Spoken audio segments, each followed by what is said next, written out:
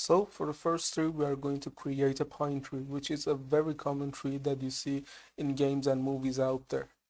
And I have gathered some references so that we have an idea of what we want to create. And of course, I'm going to include these in the project files so that you can benefit from them. And looking at a lot of references will really enable you to get a lot of informed decisions and really depend on reality instead of having to guess a lot of times. So for the pine tree, you see the shape that we're going for is this shape. You see the bark is really long, the trunk is really long, and depending on the information that I gathered from Wikipedia, the length is going to be between 15 and 45 meters. Of course, I'm not going too low or too high. We're going for something moderate. But here's an idea of the minimum and the maximum of what you can go. So by looking at the shape, you see that the bark is very long and has a bit of noise in it, and we have a lot of branches. And the branches are affected by the gravity when they are closer to the ground, and when they go up, they really start to point up to the sky. You see, now let's digest the a starting angle and the gravity in here. You see now it's pointing down also. Now it's starting to rise up. Now here is pretty flat, and when we start to go up, it starts to point right up to the sky. And this is the shape that we are going to create. And by looking at this, you see the shape of the needles and anything that you might want to create.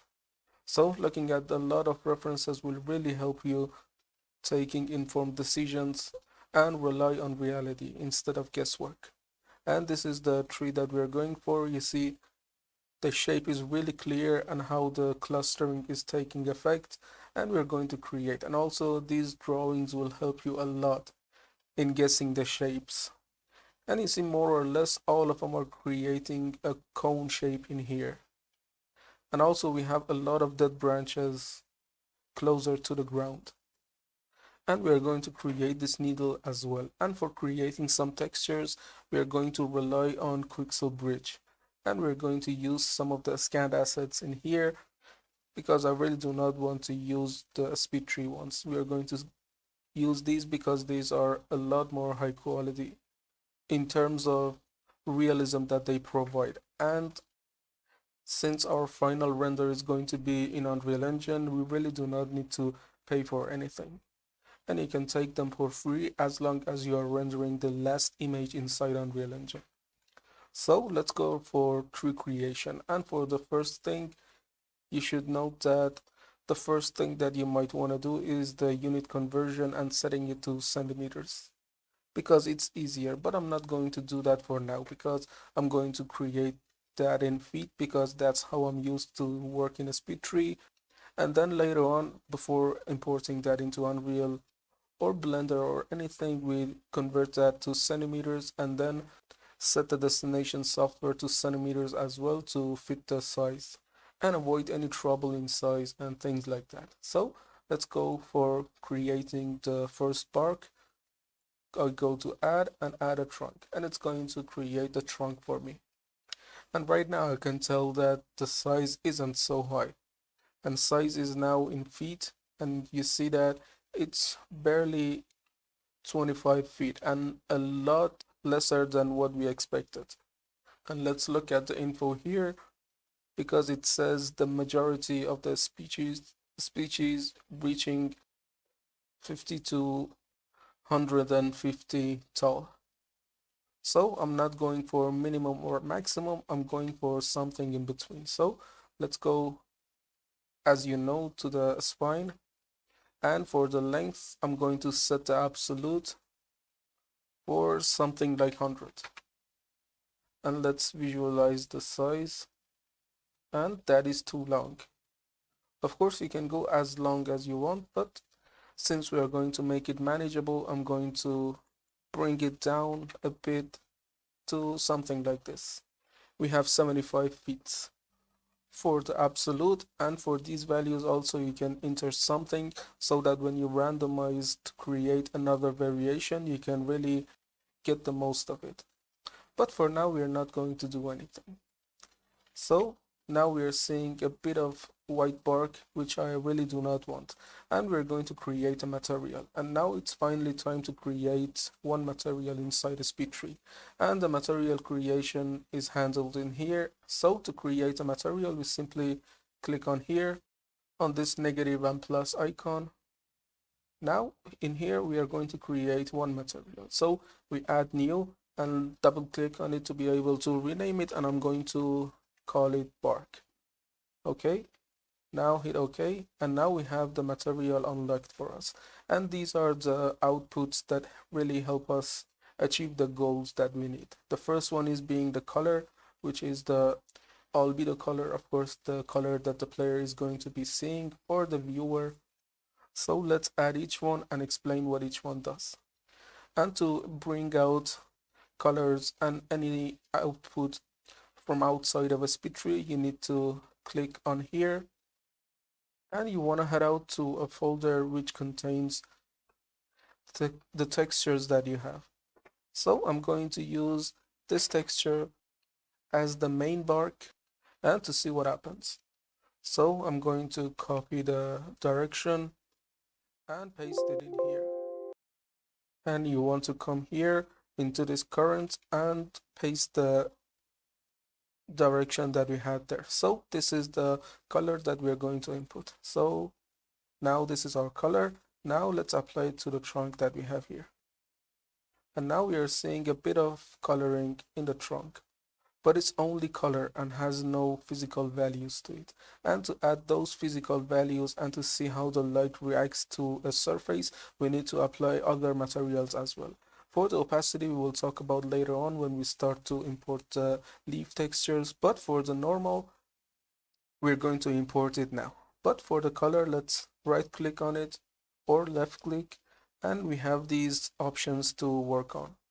The first one is invert, which is barely usable for the albedo. It's good for these black and white values that we import here, but it's going to import the values that you have. And it's the best used for converting these black and white values. But the main controls that we have here are brightness to make the color bright, and this icon helps you reset the value to what we was. So the next option is to contrast, or removing the contrast, and then there's the saturation to make it really black and white, or saturate the colors.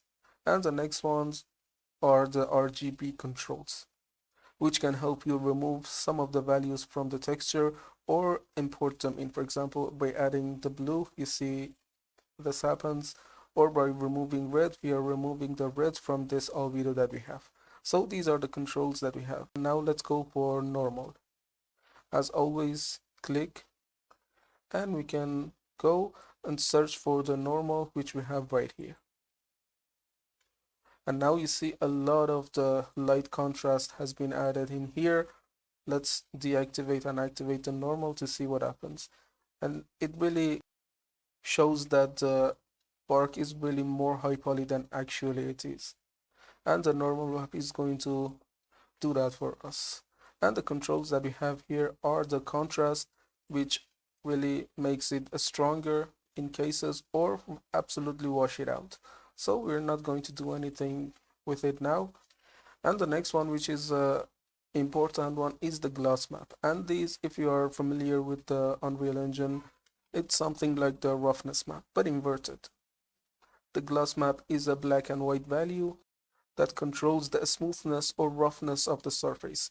So click again, and let's go for gloss map, which hopefully this one has, and select it.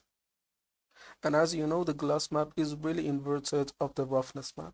This gloss map on the black areas is not glossy, which means it's rough, and on white areas it's glossy, and it means that it's reflective or smooth.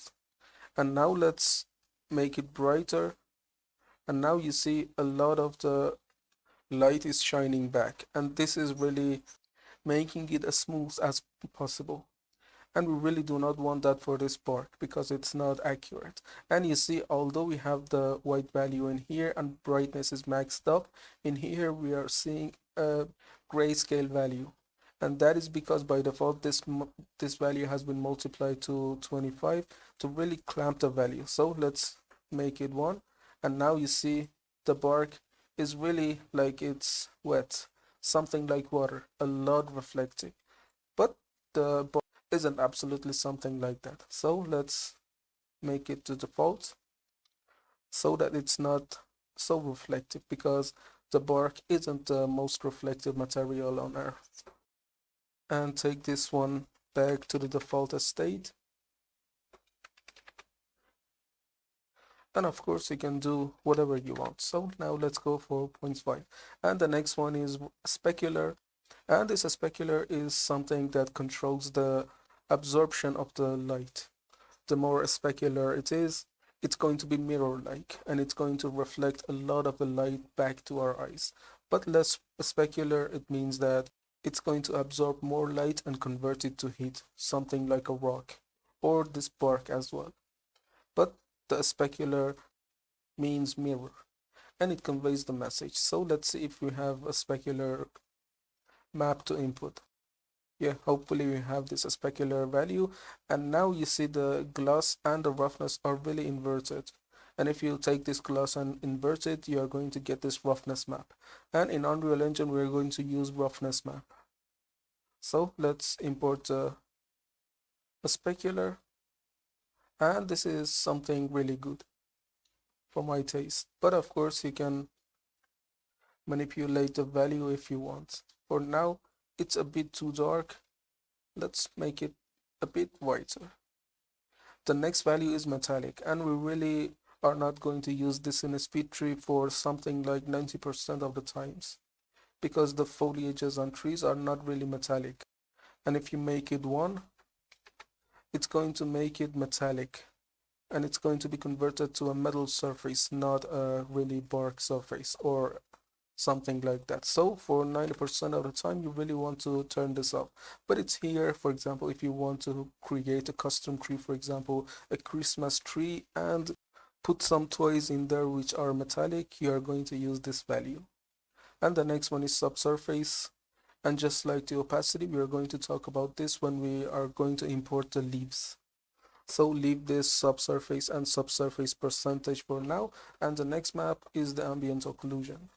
And this ambient occlusion is going to make the crevices darker. For example, in these areas in the normal map, which are creating cavities and hills, it's going to make them darker or brighter. And it's going to really alternate the pattern of the light. So let me input the ambient occlusion in here. And this is the ambient occlusion. You see, in these darker areas, we're going to see this darker color being multiplied by this to add a bit of more depth into that. So let's import it and see the effect. You see, on these crevices, on these places that is more contrast in normal map, it's going to multiply that darker value to the albedo to really add some depth into it. So let's check that before and after. And you see it adds even more depth into the bark texture that we have here. So the next one is going to be height. And this height, we have explored it before. It's going to add some shift into the geometry, and we are going to use displacement instead because it has a lot more controls, but we're going to do that when the time comes. So this is about the PBR material creation inside a speed tree. Of course, we have the opacity and subsurface, which we talk about later on. So now let's go for bark creation itself. Or let's talk about adding the leaves as well, because we're talking about the material. So let's speak about this as well. For the needles, we're going to use this material or something like this. And of course, I have downloaded this from the Quixel Bridge. You should have that in mind because this is a scanned and it's going to give us a perfect value. So again, let's go into here, add this plus and add new, and I'm going to call this leaves, and for consistency let's name this leaves 01, because later on if we created something we're going to have something to rename. Okay, let's hit OK, and we have this, and we are now ready to apply the leaves as well. So let's, for the color, let's click on here, and to get that I've already copied the direction and I'm going to paste it in here. And this is the leaf texture that we have. Okay, for the albedo, for the color, we're going to import this albedo.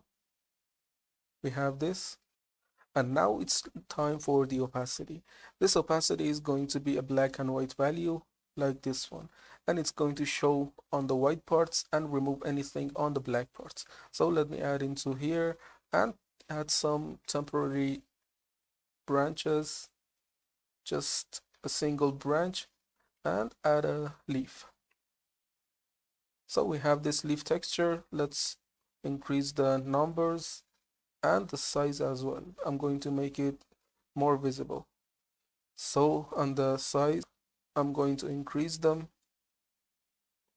and apply this material, apply that material to them. So this is the material, and we take this drag icon and apply them into here. So you see on the white parts on this map is going to show them, show everything, and on the black parts it's going to remove them.